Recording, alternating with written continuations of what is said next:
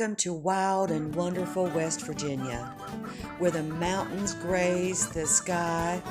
The sky is blue, the mountains are green, and the water is cold. People travel from all over the world to come to the mountains of West Virginia. There's so many things to do here in the mountains. The biggest thing that people come to see is Bridge Day. That's in October. They have a gigantic shindig over on the New River Gorge Bridge in Fayetteville. Every year, people come from all over the world to gather in and walk across that bridge. It is a scary sight, I have to say.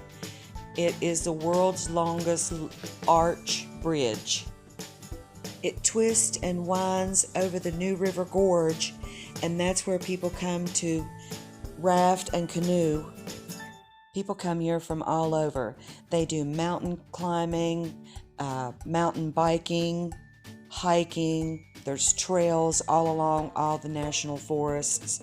It's a beautiful sight here in the mountains, and there's so many places and things to do with all these mountains twisting and winding down to the rivers as they do. People like to go down to the rivers and swim, or have a picnic, or maybe fish, or just hang out and go for a walk. It's really pretty here in these mountains. Sometimes people will drive down by the river in the afternoon or evening and build a fire and roast some weenies or some marshmallows later, or maybe do a little bit of fishing if it's by the river or a stream. The beautiful colors of green and the blue and the backdrop of the way that the sky just kind of hazes down over those mountains. It's absolutely beautiful. It's like living in a national forest, and there's so many things to do here. That's what is so intriguing about it, is there's so much to do in the mountains. Since we live in the mountains, we know what to do. So, like, it's springtime, we would be out digging ramps or going on a hiking trail or going for a picnic up in the national forest, or just going for a walk. Just going somewhere just to see people fishing in the pond or a lake or a stream, or go down to the Summersville Dam and look at the overlook and just see what's going on the water. It's really exciting here in the mountains, and there's so many things to do, like summertime, especially for me. That's what I like to do, is I like to go out, and like in the spring we go and we get ramps. And then when the mushrooms and the muggles are ready, we go out and we get those. You have to hunt them. You have to go out where you think they may be, on the south side of a mountain or something like that. And you go, I always go where somebody's already, I know they're there. And it's just tradition for us. We know where they're at, so we can go towards them and have a good time finding them. But they're usually on the south side of the mountain. And we could go trout fishing, we could go ramp digging, muggle hunting, foraging for nuts or greens. There's so many wild greens here in West Virginia. You could go out in one day's time and hunt you up a few mushrooms, hunt you up a few greens. Poke greens are a particular favorite of mine, and Creasy, Shawnee. My great-grandmother was a Cherokee Indian. This is a picture of her house, and everybody was having a big dinner outside that day.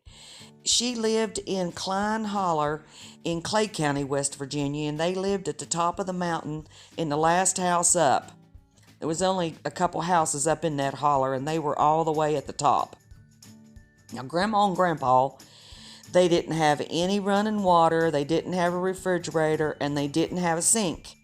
But she had a little table built there, and we would carry the water in. We'd go out and wind that thing down in the well and get the water out and bring it back in. Things are just much simpler here in the mountains. When you went to Grandma's house, she always had these wonderful baked pies sitting on top of that old cast iron wood cook stove. It set catty corner in there in the kitchen. You can go out in West Virginia and pretty much get you a whole dinner just from taking a walk out the road. You can go get dandelions.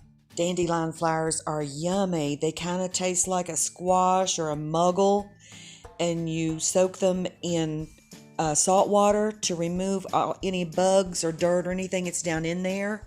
Soak them in salt water, and then soak them in egg, and then you roll that egg battered dandelion in some cornmeal and flour and fry that in butter and bacon grease. Oh my goodness, it was delicious.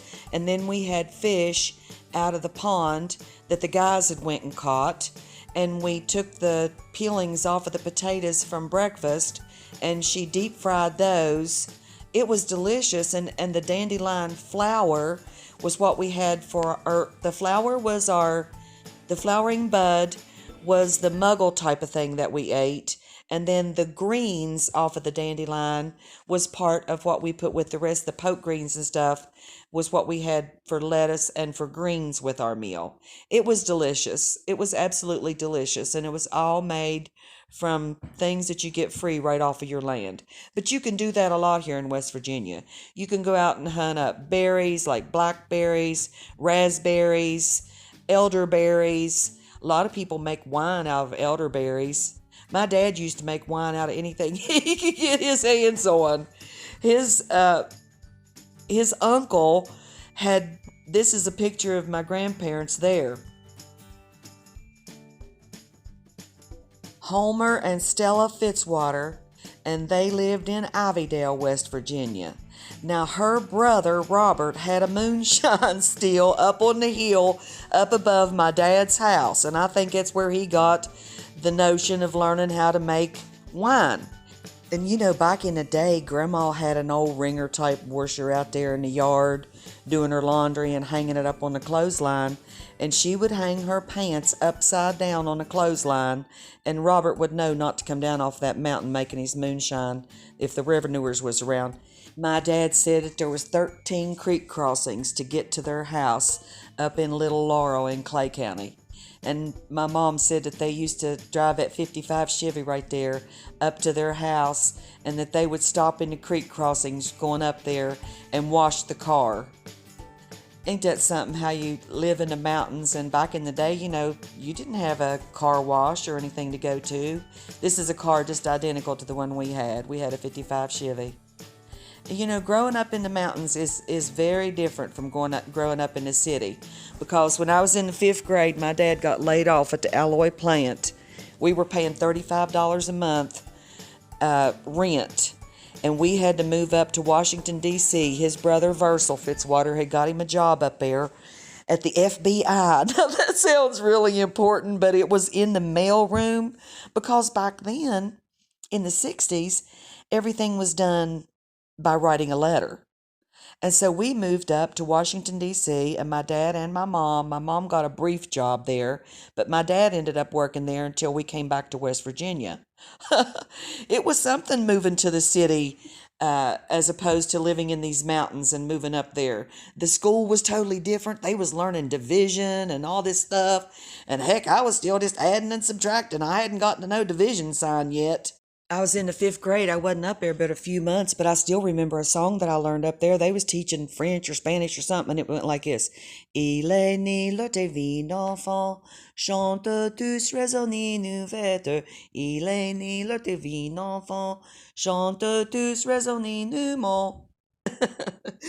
And believe you me, we wasn't learning no French or Spanish songs here in West Virginia mountains. I'm just saying.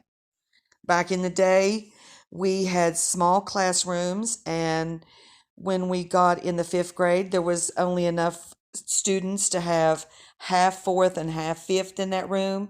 So there was just a few seats. And the day that we went up there, I got a spanking at paddling at school from old lady Sawyer's. She said, "Melanie, do you have your homework?" And I thought that night I was packing up my stuff and we were moving. My mom and dad was sitting out in the parking lot in front of the school.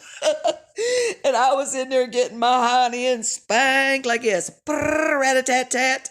That old flabby arm, big old fat arm. She had a big old fat arm. She was like, pow, pow. She spanked me with a paddle. Yes, she did. And I was scared to death she was going to go outside and tell my mom and dad right there in the school, right in front of God and everybody, in front of the whole classroom. She spanked my honey, and I was scared to death, y'all. And y'all picture this. Here's my mom and dad in a 60 Chevy setting out probably a couple hundred yards away from the door, and they are loaded down. Here we are going to Washington, D.C. You got me, mommy, and daddy, and everything that we needed to move in our house. And we had a mattress tied on top of the car, y'all. We were headed to Washington, D.C., bar or bust. And tell you that living in the mountains is different, but you just have to live here to experience it to know what I'm talking about. It's awesome. Mountains, we learn things about cooking. You know, just the tradition that we have of heating our pan real hot before we put our cornbread batter in there. That's what makes it crunchy and crispy on the bottom. A lot of people don't know that, and they want to make it be complicated, and that's where recipes get lost.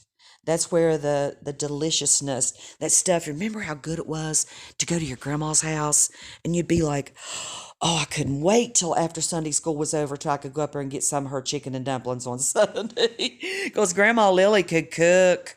And she'd make pinto beans, those thick, soupy pinto beans, because she had always add her cooked beans in when she was making a new pot of beans, and she always had thick, yummy, soupy beans and that delicious cornbread. And she'd send us kids outside, and we would go get lettuce or squash or cucumber, something out of the garden. We'd get green onions so that she could chop them up and put them in the wilted lettuce. Now, we put a lot of bacon grease in our wilted lettuce, and it takes a tablespoon of butter also. It adds just a little yummy flavor, and it makes it a little bit thicker. Now, some people in the mountains, they boil their sweet and sour vinegar. It's all equal proportions of vinegar, water, and sugar, salt and pepper, 1 tablespoon of butter, and quite a bit of bacon grease. It's the bacon grease traditionally that people used to put over their wilted lettuce. It was just bacon grease. Just fried up the bacon, crumble up the bacon, and then pour the bacon grease over top of the salad. Now, myself, I've eaten it that way, and it's absolutely delicious. Don't get me wrong, but I can't eat much of it. And I like the bite. I like the vinegar and the sugar in there, and the way that it contrasts with the meal, and it cuts through the acids, cut through the fattiness of the meat, and it all just it melts in your mouth. What it does. I hope I'm making y'all as hungry as I just made myself for that wilted lettuce. Living here in the mountains, you learn to do things a little bit differently than they do them all over the world where cooking is concerned. Things are just a little bit different. And I've noticed that here in the mountains, we tend to do things simpler. When I first started cooking, I tried to add a bunch of stuff, and I thought it was some magic ingredient. It's no magic ingredient. It's not what you put in something, it's what you don't put in something that makes it taste so traditional and yummy. You don't add a bunch of stuff to Appalachian cooking, and here in West Virginia, it's Appalachian cooking at its finest. A lot of our recipes come from the Indians, the way they cooked outside and over the flame. And I was reading up on Southern cooking yesterday, and they say a lot of the open pit cooking and stuff like that came from the African tribes and the slaves that came to the South. And I believe that. And our spices come from Africa also. We have some delicious spices here in West Virginia. Well, I'm going to sign off for now, you guys. I'll see you on the next video. Bye now. Y'all come back now. Here.